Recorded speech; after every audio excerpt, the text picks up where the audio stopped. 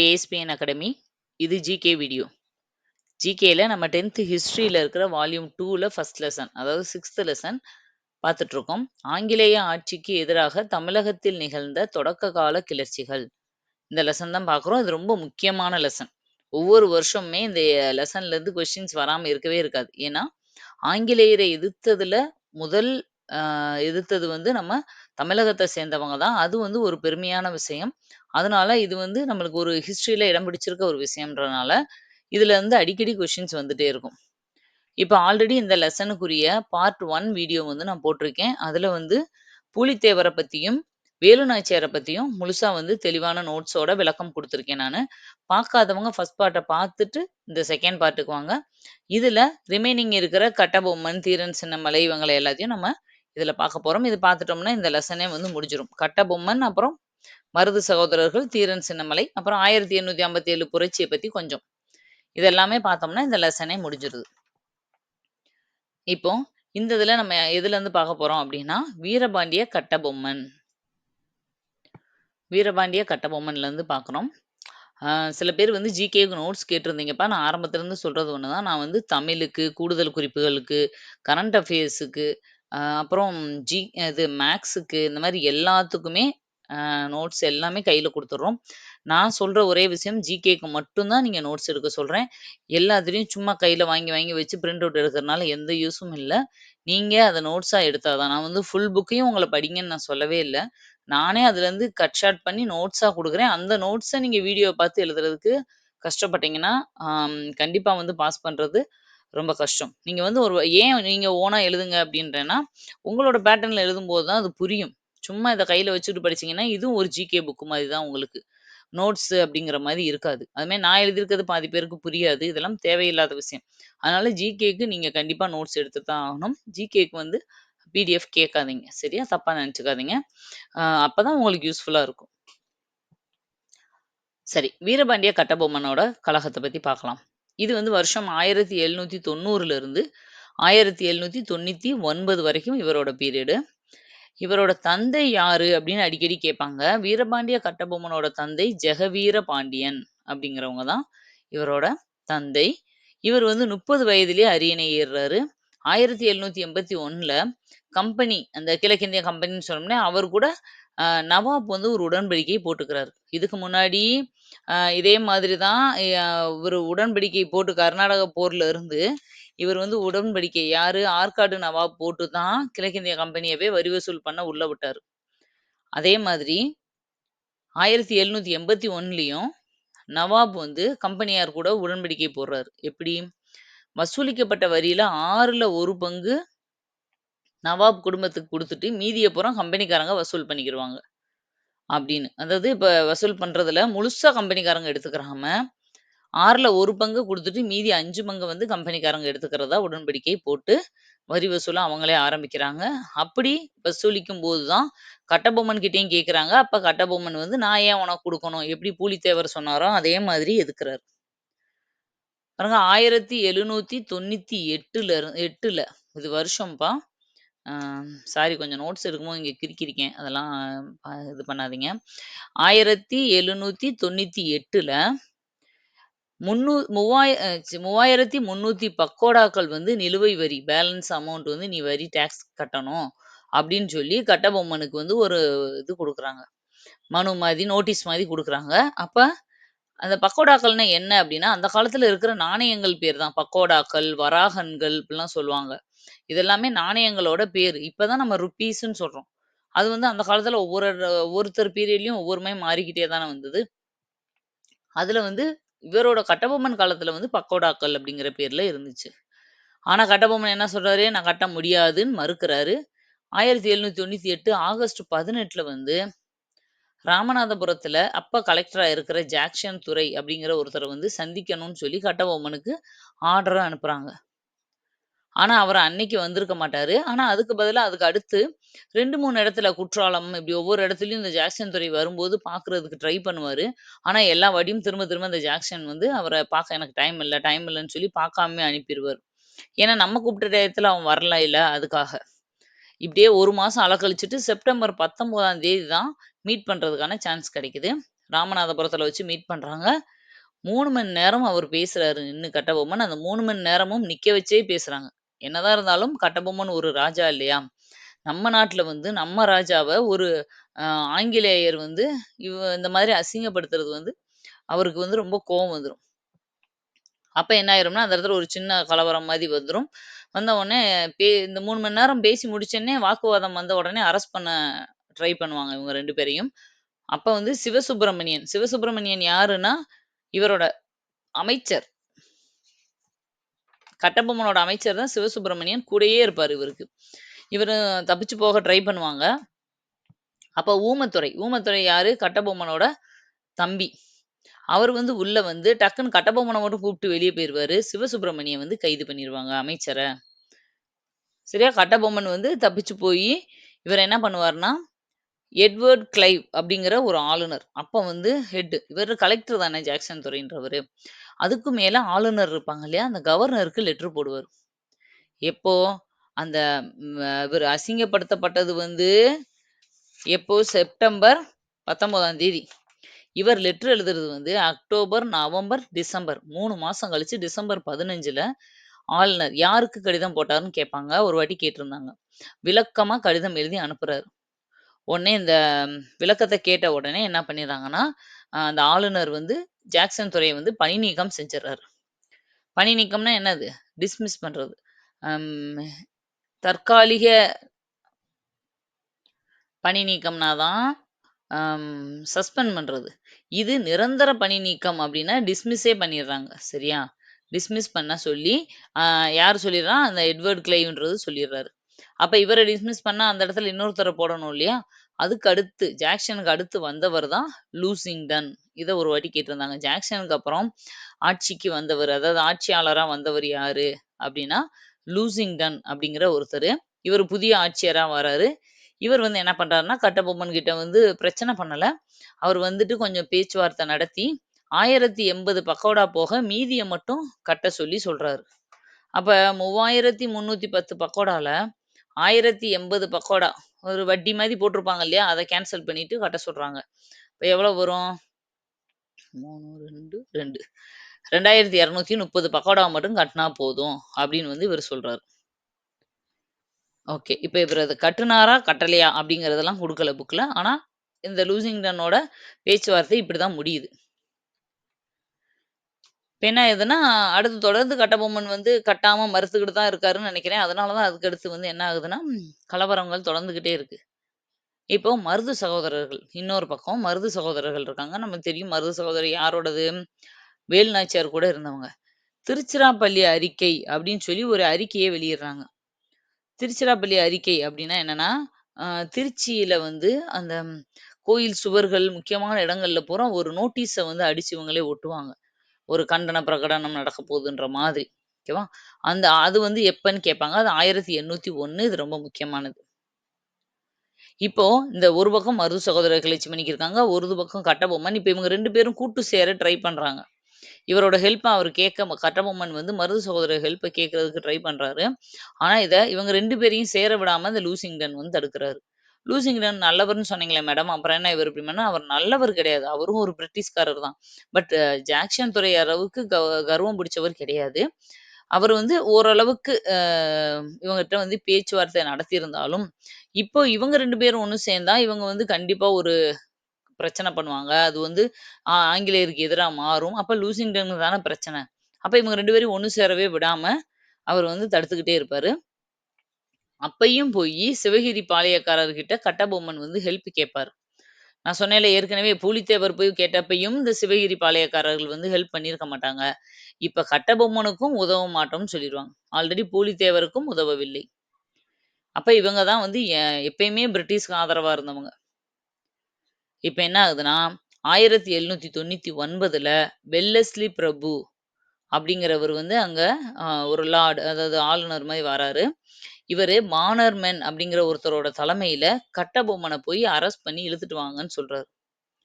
எப்போ 1799 செப்டம்பர் 1. இதுல கொஞ்சம் வருஷங்கள்லாம் நீங்க இதுல ஞாபகம் வச்சு தான் ஆகணும். அதுவும் வருஷம் மட்டும் கிடையாது. டேட்டோட கேட்பாங்க. அதுவும் மெயினா இந்த மாதிரி பானர்மேன் அரெஸ்ட் பண்ண சொன்னது எந்த டேட்டுன்னுலாம் கேட்க மாட்டாங்க. ஆனா, இதுல டேட் எதுல கேட்பாங்கன்னா, ஒவ்வொருத்தரையும் கொன்னுருப்பாங்க. தூக்குல போட்டு, தலைய துட் துண்டா வெட்டி, இந்த மாதிரி அந்த தேதிகள வந்து நெறைய வாட்டி கேட்டுருக்காங்க. அதனால அந்த வருஷங்கள நீங்க ஞாபகம் வச்சு தான் ஆகணும். அதுக்கு நான் ஷார்ட்கட் சொல்றேன். சரியா? இப்ப பாருங்க, வெல்லஸ்லி பிரபு பேனர்மேன் தலைமையில கட்டபொம்மன அரெஸ்ட் பண்ண சொல்லி அனுப்புறாரு. இந்த பேனர்மேன் என்ன பண்றாருன்னா, நேரடியா கட்டபொம்மன இது பண்ணாம, ராமலிங்கர் அப்படிங்கிற ஒருத்தர வந்து தூது அனுப்புறாரு. அப்ப தூது அனுப்பும்போது இவருக்கு தெரிஞ்சிருது நம்மள அரெஸ்ட் பண்ண ட்ரை பண்றாங்கன்னு சொல்லி கட்டபொம்மன் வந்து அங்கருந்து புதுக்கோட்டைக்கு தப்பிச்சு ஓடிருவாரு. ஆனா, இப்பயும் சிவசுப்பிரமணியம் மாட்டிக்குவாரு. எப்பயுமே இவரு மட்டும் அமைச்சர விட்டுட்டு எஸ்கேப் ஆயிடுறாரு. சிவசுப்பிரமணியம் மாட்டிக்குவாரு. ஆ அப்ப என்ன பண்ணுவாங்கன்னா, சிவசுப்பிரமணியத்த நாகலாபுரம் அப்படிங்கிற இடத்துல செப்டம்பர் 13 தூக்குல போட்டுருவாங்க. அதுக்கடுத்து இதுவும் 1799 தான். அதே வருஷம். அதே வருஷம் திரும்ப கட்டபொம்மனையும் தேடி 1799ல அக்டோபர் அக்டோபர் 16 இவரு செப்டம்பர் 13, அக்டோபர் 16 அதுக்கு அடுத்து 1 மாசம் ஒரு 3 நாள்லயே கட்டபொம்மனையும் கண்டுபிடிச்சு கயத்தாறு அப்படிங்கிற இடத்துல தூக்குல போட்டுருவாங்க. 2 பேரையுமே அடுத்தடுத்த மாசம். 1 மாசம் டிஃபரன்ஸே தூக்குல போட்டுர்றாங்க. இப்ப என்ன ஆகுதுன்னா, இப்ப கட்டபொம்மனோட அ சகோதரர்கள் இருக்காங்க பேலன்ஸ். அப்ப என்ன பண்றாங்கன்னா, இந்த கட்டபொம்மன் சகோதரர்களுக்கு யாரு அடைக்கலம் குடுக்குறாங்கன்னா, இந்த மருது சகோதரர்கள் இப்ப உள்ள வராங்க. பாருங்க, பெரிய மருத தான் வெள்ள மருதுன்னு சொல்லுவாங்க. ஓகேவா? வெள்ள மருது என அழைக்கப்பட்டவர் யார்? அப்படின்னு ஒரு தடவ கொஸ்டின் கேட்டாங்க. பெரிய மருதுக்கு தான் வெள்ள மருதுன்னு பேரு. இன்னொருத்தர் வந்து சின்ன மருது. இவங்க 2 பேரும் முத்து வடுகநாதர் கிட்ட படைத்தளபதியா இருந்தவங்க. அதுக்கடுத்து முத்து வடுகநாதர் இறந்ததுக்கப்புறம் வேலு நாச்சியாருக்கு வந்து சப்போர்ட்டா இருந்தாங்கன்னு நமக்கு தெரியும். இவங்க 2 பேரும் இந்த ஊமைத்துரை கூட சேர்ந்து போராடுறாங்க இப்போ. காளையார் கோவில்ல வந்து இவங்க சிறப்பா போரிட்டாங்க இல்லையா? அதுக்கப்புறம் ஊமைத்துரைக்கும், கட்டபொம்மனுக்கும் ஹெல்ப் பண்ண இங்க வந்துர்றாங்க. யார் யாரு? ஊமத்துரை, செவத்தையா 2 பேரு தான் கட்டபொம்மனோட சகோதரர்கள். பாருங்க கட்டபொம்மனோட சகோதரர்கள் ஊமத்துரை, சிவத்தையா. இவங்க 2 பேர் தான். இவங்க 2 பேரையும் கமுதியில ஒளிஞ்சிட்டு இருக்காங்க. ஏன்னா, ஆல்ரெடி சிவசுப்பிரமணியத்தையும், கட்டபொம்மனையும் தூக்குல போட்டாங்க. அவங்க வந்து அதனால என்ன செய்வாங்கன்னா, அங்க இருந்து தப்பிச்சு ஓடி போய் கமுதி, பசும்பொன்ல கமுதி அப்படிங்கிற இடம் இருக்கும் இல்லையா? அங்க போய் ஒளிஞ்சிருப்பாங்க. அங்க இருந்து சின்ன வயல் அப்படிங்கிற இடத்துக்கு சின்ன மருது வந்து கூட்டிட்டு போயிருவாரு இவங்கள. இவங்க தான் அடைக்கலம் குடுத்து வச்சிருப்பாங்க. இப்ப மருது சகோதரர்கள் தான் இவங்க 2 பேருக்கும் அடைக்கலம் குடுத்து வைக்கிறாங்க. இது என்ன அப்டின்னா, 1800ல இந்த ஒரு சின்ன கிளர்ச்சி நடந்துச்சு இல்லையா? சவுத் இந்தியால எல்லா பக்கமும். அ ஒரு பக்கம் கட்டபொம்மன், ஒரு பக்கம் ஊமத்துரை, ஒரு பக்கம் மருது சகோதரர்கள் இவங்க எல்லாம். இதுக்கு பேரு 2வது பாளையக்காரர் போர் அப்டின்னு சொல்றாங்க. அப்படின்னு யார் சொல்றாங்கன்னா, பிரிட்டிஷோட பேரு பிரிட்டிஷ் வகையில இதுக்கு என்ன பேருன்னா, 2வது பாளையக்காரர் போர். ஆனா இந்தியன்ஸ் எல்லாம் என்ன சொல்றாங்கன்னா, இது ஒரு தென்னிந்திய புரட்சின்னு சொல்றோம் நம்ம. அவங்க அப்படிதானே. அ அவங்கள எதிர்த்து நடந்த ஒரு விஷயத்த அப்படி பெருசா சொல்லுவாங்களா? சும்மா ஒரு பாளையக்காரங்கலாம் சேர்ந்து ஒரு சின்னதா ஒரு கிளர்ச்சி பண்ணாங்கப்பா. அந்த மாதிரி அவங்க சொல்றாங்க. பட் நம்ம இதுல ஒரு பெரிய தென்னிந்தியாவுல நடந்த ஒரு மிகப்பெரிய புரட்சி தான் இதுன்னு சொல்றோம். இப்ப அடுத்து பாருங்க. இதெல்லாம் நடந்துட்டு இருக்கும். இப்போ ஆக்சுவலா பிரிட்டிஷ்காரங்க இந்தியா விட்டு போற வரைக்குமே என்ன நடந்திருக்கும்னா, நெறைய போராட்டங்கள், புரட்சிகள், கிளர்ச்சிகள் நடந்துட்டு தான் இருக்கும். ஆனா அதோட முடிவு என்ன அப்டின்னா, பிரிட்டிஷ்காரங்க தான் ஜெயிப்பாங்க. எவ்வளோ பேர் இருந்தாலும் நம்ம இதுல அத்தன பேரும் உயிர விட்டுருப்பாங்க. ஆனா அந்த புரட்சி வந்து அவங்கனால ஈஸியா ஒடுக்கிருவாங்க. ஏன் அப்டின்னா, அவங்கட்ட இருந்த அந்த ஆயுதங்கள் தான் அதுக்கு முக்கிய காரணம். நம்மளா நம்ம நாட்ட சேர்ந்தவங்க கத்தியும், கம்பும், வேலும், அ ஈட்டியும் எடுத்துட்டு போற நேரத்துல அவன் ஒரு பீரங்கிய வச்சு அடிச்சிடுறான். ஓகேவா? மிஷின் கன் வச்சு அடிச்சிடுறான். அதனால எல்லா கிளர்ச்சியும் நம்ம கிளர்ச்சி பண்ணணும் அப்படின்னு தான் சந்தோஷப்பட்டுக்கமே முடியுமே தவிர, அதுல ஜெயிச்சோம்னு நம்ம சொல்ல முடியாது. எல்லாத்தையும் அவங்க தான் அதனால தான் நம்ம சுதந்திரம் கிடைக்கிற வரைக்குமே அவங்க கண்ட்ரோல்ல இருக்க வேண்டிய சூழ்நிலை வந்துருச்சு இல்லையா? பாருங்க. ராமநாதபுரம் திருப்பத்தூர் கோட்டையில வச்சு எல்லாரையுமே இப்ப அரெஸ்ட் பண்ணிடுறாங்க. ராமநாதபுரத்துல திருப்பத்தூர் கோட்டையில வச்சு 1801 அக்டோபர் 24ல மருது சகோதரர்கள தூக்குல போடுறாங்க. அதே இது கட்டபொம்மனோட சகோதரர்கள் இருக்காங்க இல்லையா? அவங்கள 1801 அதே இதுல. சிவசுப்பிரமணியத்தையும், அம் கட்டபொம்மனையும் போட்டது 1799. அடுத்த 2டே வருஷத்துல இவங்க எல்லாரையும் முடிச்சுட்டாங்க. நவம்பர் 16 பாஞ்சாலங்குறிச்சியில வச்சு தலைய துண்டிச்சுடுறாங்க. கட்டபொம்மனோட சகோதரர்கள் யார் யாரு? ஊமத்துரையும், செவத்தையாவையும். ஆக்சுவலா இதே 1801ல தான் கோபால நாயக்கர் இருந்தார் இல்லையா? திண்டுக்கல் விருப்பாட்சியில வந்து வேலு நாச்சியாருக்கு அடைக்கலமா 8 வருஷம் குடுத்த கோபால நாயக்கரையும் தூக்குல போட்டிருப்பாங்கன்னு சொல்லுவாங்க. கோபால இவரும் இந்த அறிக்கையெல்லாம் வெளியிடுறாங்க இல்லையா? 1801 அந்த திருச்சிராப்பள்ளி அறிக்கை. அந்த அறிக்கையிலலாம் இவரும் கலந்திருப்பாரு. அப்ப இவரு திரும்ப திரும்ப இவர் வந்து தலையிடுறாருன்னு சொல்லிட்டு இந்த கோபால நாயக்கரையும் தூக்குல போட்டிருப்பாங்க. இதுக்கு டேட் எல்லாம் குடுக்கல. பட் 1801 அப்படின்றத ஞாபகம் வச்சுக்கோங்க. மொத்தம் இது முடிஞ்சதுக்கு அப்புறம், இவங்க பெரிய பெரிய தலையெல்லாம் கொன்னுட்டு, இவங்க கூட சேர்ந்து கலகம் பண்ண 73 பேர வந்து மலேயாவுல இருக்க பினாங்கு தீவுக்கு நாடு கடத்திருவாங்க. அந்த காலத்துலலாம் நாடு கடத்திட்டா அவ்வளோதான். அங்க போய் அவங்க தொழில் பண்ண முடியாம, சாப்பாடுக்கு வழி இல்லாம, கொஞ்சம் கொஞ்சமா வந்து அங்கேயே வாழ்ந்து இறந்தும் போயிருவாங்க. அந்த மாதிரி. 1801 ஜூலை 31ல கர்நாடகா உடன்படிக்கை போடப்பட்டது. இது ரொம்ப முக்கியமான வருஷம்ப்பா. 1801 ஜூலை 31. நெக்ஸ்ட் நம்ம பார்க்க போறது வந்து தீரன் சின்னமலை. தீரன் சின்னமலை யாரு?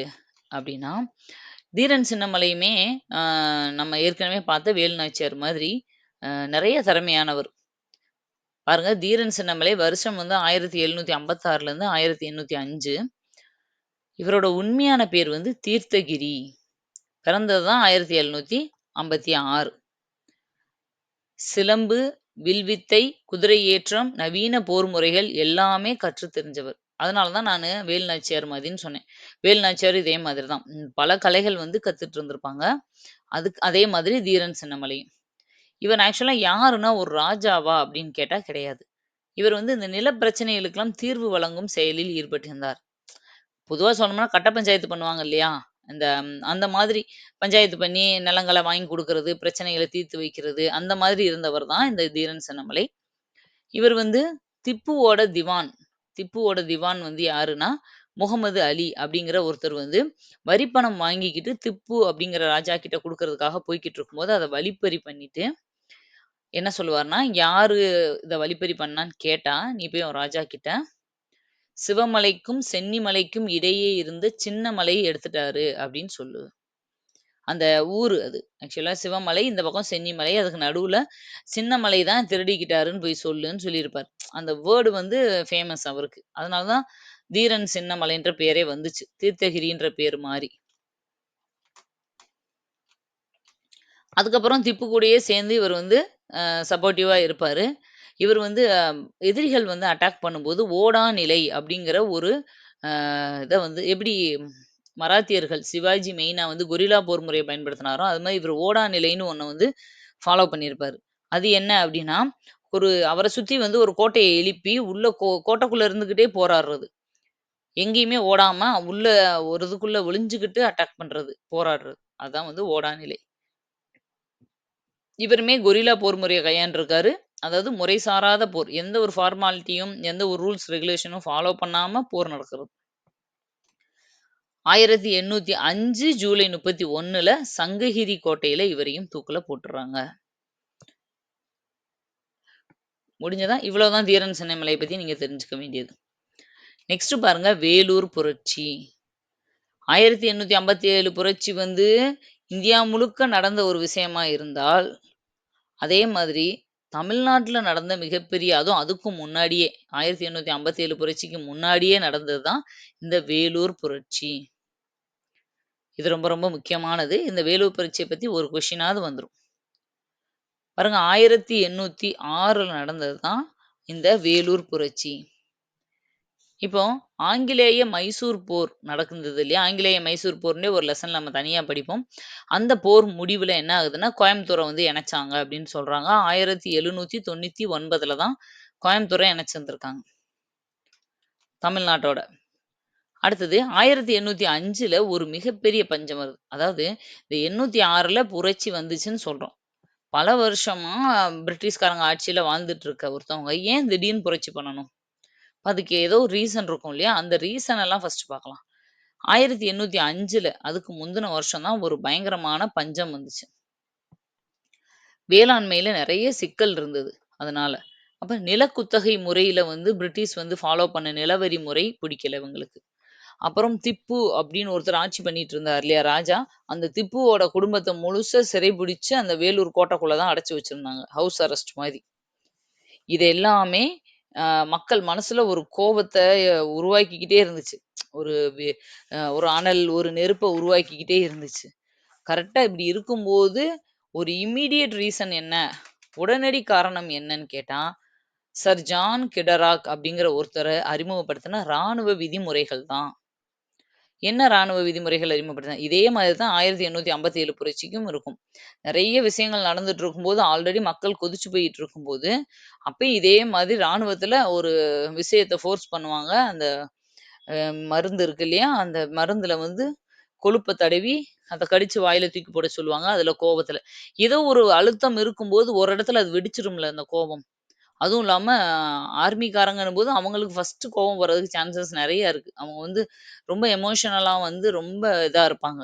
வே வேகமா வந்து கோவப்பட்டுருவாங்க.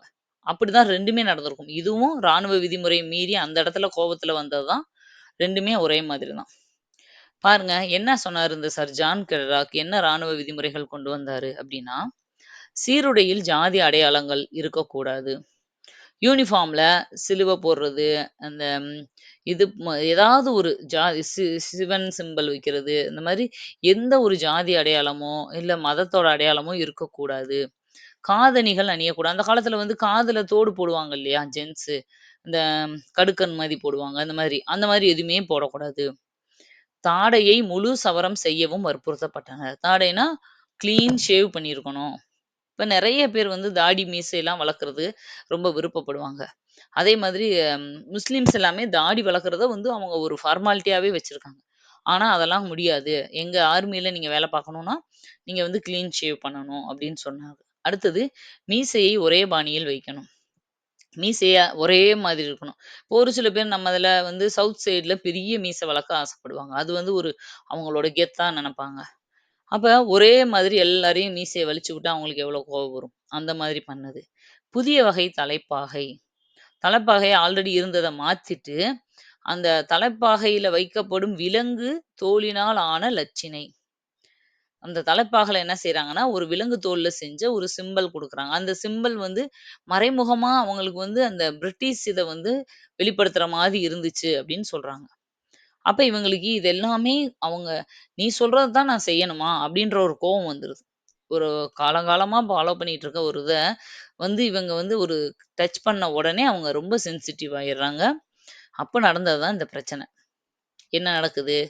1806 ஜூலை 10ஆம் தேதி அதிகாலையில ஓகேவா? காலையில ஒரு 2 மணி, 1 மணி இருக்கும்போது என்ன ஆகுதுன்னா, 1ஆம் மற்றும் 23ஆம் படைப்பிரிவு சிப்பாய்கள் தான் வந்து இந்த போராட்டத்த ஃபர்ஸ்ட்டு ஸ்டார்ட் பண்றாங்க. 1ஆம் மற்றும் 23ஆம் அங்கெல்லாம் படைப்பிரிவு நெறைய இருப்பாங்க. டீம் 1, டீம் 2, டீம் 3ன்னு நெறைய பிரிச்சிருப்பாங்க இல்லையா? அந்த இதுல 1ஆம் மற்றும் 23ஆம் படைப்பிரிவு தான் இந்த வேலூர் புரட்சியில கலந்துக்கிட்டவங்களே, ஆரம்பிச்சு வச்சவங்களே அவங்க தான். அவங்களோட அட்டாக்ல என்ன ஆகும்னா, அதாவது கோட்டையெல்லாம் பூட்டியிருக்கும். நைட் டைம்ல எல்லாம் தூங்கிட்டு இருப்பாங்க. அப்ப என்ன செய்வாங்கன்னா, இவங்க கோட்டை கதவுகள உள்ள பூட்டிக்கிட்டு, உள்ள அளவான தானே இருப்பாங்க பிரிட்டிஷ்காரங்க. உள்ள ஃபுல்லா அவங்கள கொண்டுட்டு இவங்க கோட்டைக்குள்ளேயே இவங்க வந்து இருந்துக்கிட்டா, என்ன ஆகும்? ஆக்சுவலா என்ன ஆயிரும்னா, இந்த திப்புவோட பசங்க இருக்காங்க இல்லையா? அவங்க கல்யாணம்னு சொல்லி அங்க எல்லாரையும் வந்து ஆஜர் பண்ணியிருப்பாங்கன்னு நெனைக்கிறேன். அந்த கேப்ல என்ன பண்ணிருவாங்கன்னா, இவங்க உள்ள இருக்கிற பிரிட்டிஷ் எல்லாம் கொன்னுட்டு, இவங்க வந்து அந்த கோட்டைய ஆக்கிரமிச்சுக்கலான்னு பிளான் பண்ணியிருப்பாங்க. அப்படிதான் மிட் நைட்ல அந்த புரட்சிய ஆரம்பிச்சுருவாங்க. கர்னல் பான்கோர்ட் அப்படிங்கிறவர் தான் ஃபர்ஸ்ட்டு இதுக்கு பலியாவார். அவர கொன்னுருவாங்க. அடுத்து 23ஆம் படைப்பிரிவ சேர்ந்த கர்னல் மீகாரஸ் அப்படிங்கிற ஒருத்தர வந்து கொன்னுருவாங்க. இந்த கர்னல் மீகாரஸ் தான் 2வது பலியாகுறவரு. அடுத்து 3வது யார கொல்லுவாங்கன்னா, ஆம்ஸ்ட்ராங் அப்படிங்கிற ஒருத்தர கொன்றுவாங்க. ஆம்ஸ்ட்ராங் அப்படிங்கிறத கொன்னுருவாங்க. கிட்டத்தட்ட 1 மணி நேரத்துக்குள்ளேயே என்னய்யா நடந்திருக்குன்னு யோசிக்கிறதுக்குள்ளேயே ஒரு 12 ஆஃபீசர்ஸ வந்து போட்டு தள்ளிருவாங்க. ஏன்னா இவங்களுக்கு தெரியும் என்ன நடக்குதுன்னு. அவங்க எல்லாம் நடுராத்திரில தூக்கத்துல இருக்கும்போது எந்திரிச்சு, அத என்ன நடக்குது அப்படின்றத ஃபீல் பண்றதுக்குள்ளயே, டக்கு டக்குன்னு 12 ஆஃபீசர்ஸ கொன்னுருவாங்க. பிரிட்டிஷ் வந்து அவங்க ஆளுகள ஒருத்தர அசிங்கப்படுத்தினா கூட அதுக்கு பயங்கரமா பழி வாங்குவான். இவங்க வந்து 12 ஆஃபீசர கொன்னுடுறாங்க. இப்ப என்ன ஆயிரும்னா, உள்ள வந்து இந்த சுடுற சத்தமெல்லாம் கேட்ட உடனே வெளிய வந்து கோட்டைக்கு வெளிய மேஜர் கூட்ஸ் அப்படிங்கிற ஒருத்தர் வந்து இருப்பாரு. இவருக்கு வந்து புரிஞ்சிரும். உள்ள சம்திங் ராங் அப்படின்னு சொல்லிட்டு இவர் என்ன பண்ணிருவாருன்னா, அம் ஆற்காட்டு குதிரைப்படை தளபதி ஜில்லெஸ்பிய வந்து ஏவுவாரு. ஜில்லெஸ்பி அப்படிங்கிற ஒருத்தர் அங்க இருப்பாரு. அவர்கிட்ட சொல்லிவிட்டு அதாவது ஜில்லெஸ்பின்றது யாருன்னா, கொஞ்சம் தூரத்துல இருப்பாரு. பக்கத்துல இருக்கிற ஒரு பெரிய பிரிட்டிஷ் சம்மந்தப்பட்ட அதிகாரி தான் அவரும். இவர் என்ன பண்ணுவாருன்னா, இந்த மேஜர் கூட்ஸ் வந்து இங்கருந்து தகவல் கேப்டன் யங் அப்படிங்கிற ஒருத்தர்கிட்ட கேப்டன் யங் அப்படிங்கிற ஒருத்தர்கிட்ட இன்ஃபர்மேஷன குடுத்து, ஜில்லெஸ்பிய உடனே வரச் சொல்லு. இங்க வந்து இப்படி நடக்குது. இங்க வந்து அட்டாக் பண்ணணும். அதுக்கு ரெடியா வரச் சொல்லுன்னு சொன்னோனே, இவர் போய் அவர சொல்லி, அவரு விடியறதுக்குள்ள நைட் 2 மணி, 3 மணிக்கு தான் இவங்க புரட்சிய ஆரம்பிக்கிறாங்க. ஆ இவங்க வந்து விடியறதுக்குள்ள ஜில்லெஸ்பி அங்க இடத்துக்கு வந்துருவாரு சல்லுன்னு. ஆனா, அதுக்குள்ள இங்க என்ன பண்ணுவாங்கன்னா, உள்ள இருந்த சிப்பாய்கள்லாம் பதே ஹைதர வந்து புதிய மன்னரா அறிவிச்சு கொடியெல்லாம் ஏத்திருவாங்க. பதே ஹைதர் யாருன்னா, ஹைதர் அலியோட பையன் தான் அந்த பதே ஹைதர். ஹைதர் அலியோட பையன், மகன். இவர் தான் எங்க ராஜா அடுத்து. நீங்க எல்லாம் நாட்ட விட்டு வெளிய போங்கடான்னு சொல்லிட்டு, அ கோட்டை உள்ள ஃபுல்லாவே கோட்டை எல்லாமே குளோஸ்டா தானே இருக்கு. குளோஸ் பண்ணிட்டு பதே ஹைதர ராஜான்னு அறிவிச்சுட்டு கொடியும் ஏத்திருவாங்க. இதெல்லாம் பண்ணவும் ஜில்லெஸ்பி அங்க வர்றதுக்கும் கரெக்ட்டா இருக்கும். அப்போ நம்ம மக்கள் தான் ஒரு 10 பேர கொல்றதுக்கு இவ்வளவு பிளானு. ஆனா, பிரிட்டிஷ்காரன் யோசிக்கவே மாட்டான். அப்ப நிலைமை கை மீறி போச்சுன்ற உடனே, அவன் என்ன பண்ணிருவான், வெளியில இருந்து பீரங்கிய விட்டு உள்ள அடின்னு சொல்லிருவான். அடிச்சா உள்ள யார் இருக்கான்னு பார்க்காம குண்டு சரமாரியா மழை மாரி பொழியும். ஆ கதவு கிதவெல்லாம் பிச்சுட்டு உள்ள போயிருவானுங்க. போனா கிட்டத்தட்ட இதுல அஃபிஷியலா அனவுன்ஸ் பண்ணது வந்து 800 பேர அதே இடத்துல கொன்னுருவாங்க. 600 பேர அரெஸ்ட் பண்ணிருவாங்க. ஜில்லெஸ்பி.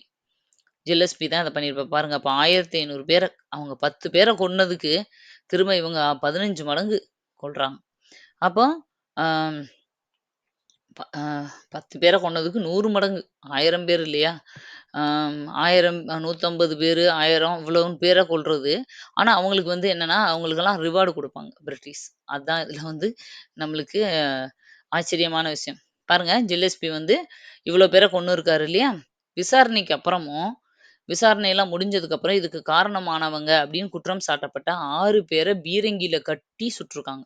பீரங்கி முன்னாடி அவங்கள கட்டிட்டு பீரங்கிய வச்சு சுடுறது. அப்போ சிதறிருவாங்கல்ல உடம்பெல்லாம் அந்த மாதிரி. 5 பேர துப்பாக்கியால சுட்டு கொன்னுருக்காங்க. 8 பேர தூக்குல போட்டு கொன்னுருக்காங்க. இதெல்லாம் அந்த 800 பேரு இல்லாம தீர்ப்பெல்லாம் முடிஞ்சு விசாரணைலாம் முடிஞ்ச பிறகு கொண்டது இத்தன பேர. இப்ப என்ன ஆகுதுன்னா, திப்புவோட பசங்க இருந்தாங்க இல்லையா? அவங்கள வந்து கொன்னா, அது பெரிய பிரச்சனையாயிரும். அது ராஜாக்களோட பசங்களு, அடுத்த ராஜா, அடுத்த ராஜான்னு சப்போர்ட்டுக்கு வந்துருவாங்க.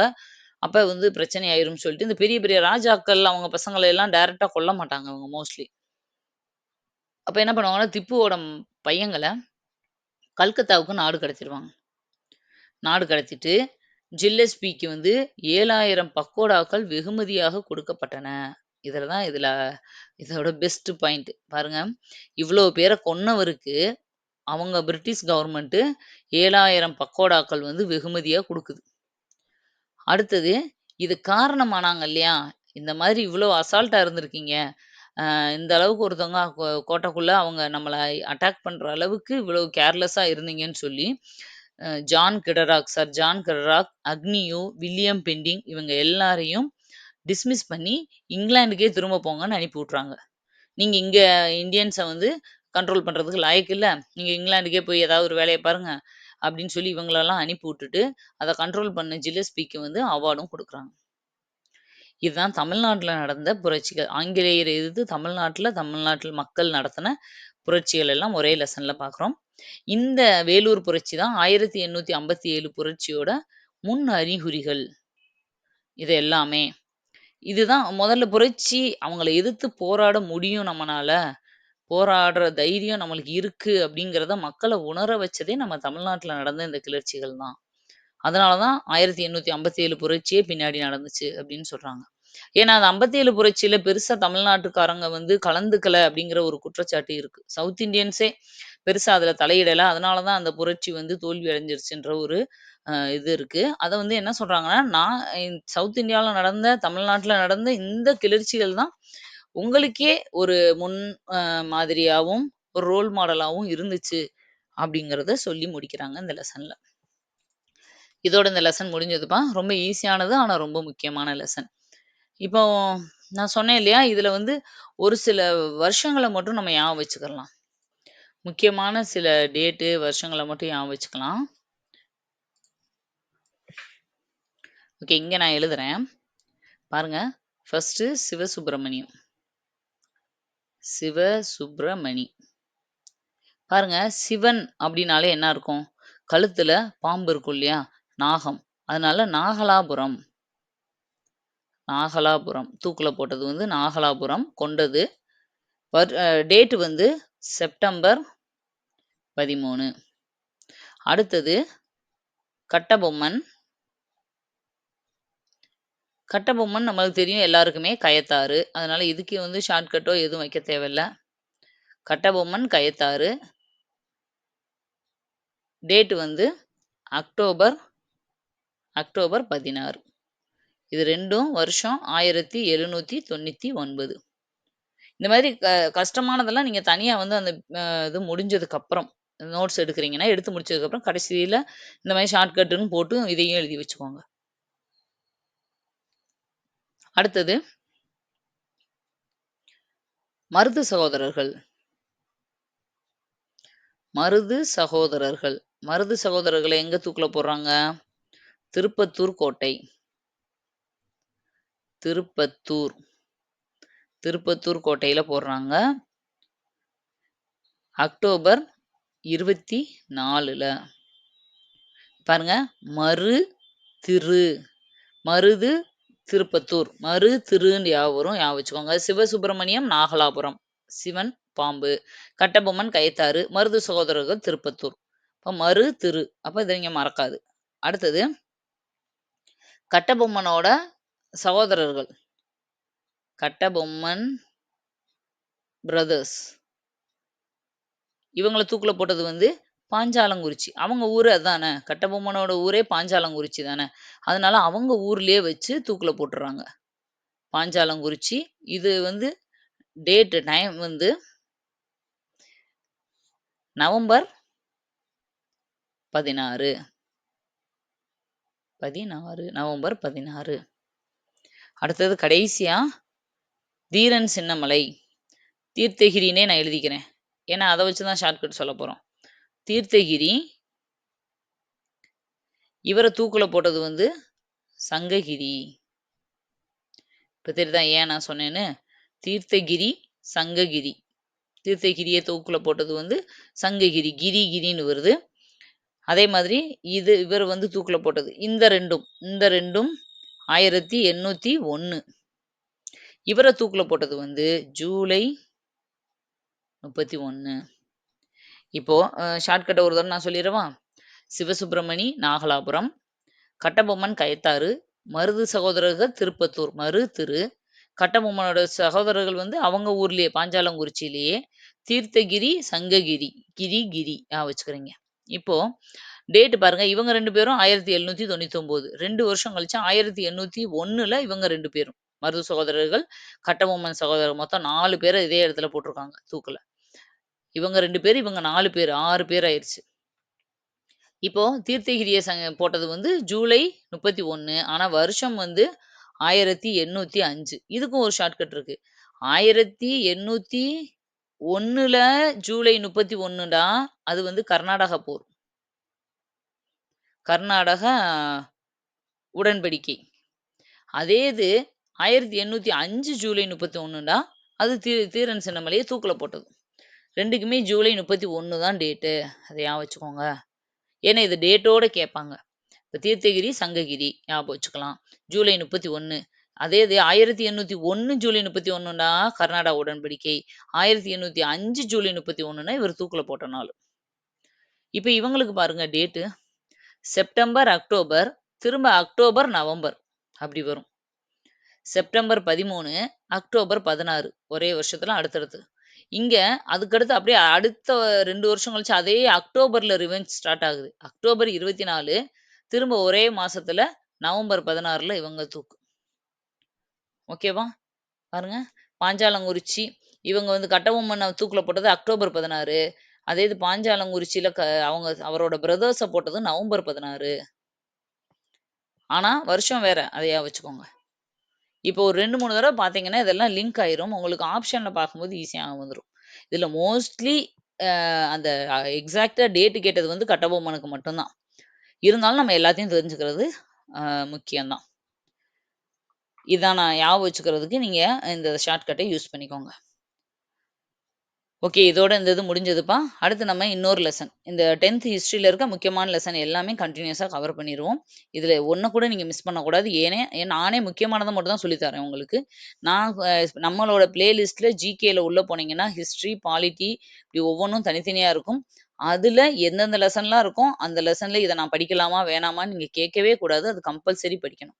ஏன்னா, நம்மளே இம்பார்ட்டன்ட் 100 லெசன்ஸ் தான் செலக்ட் பண்ணி படிச்சுட்டுருக்கோம். ஓகே. அடுத்த லெசன்ல திரும்ப உங்கள மீட் பண்றேன். Thank you. பை.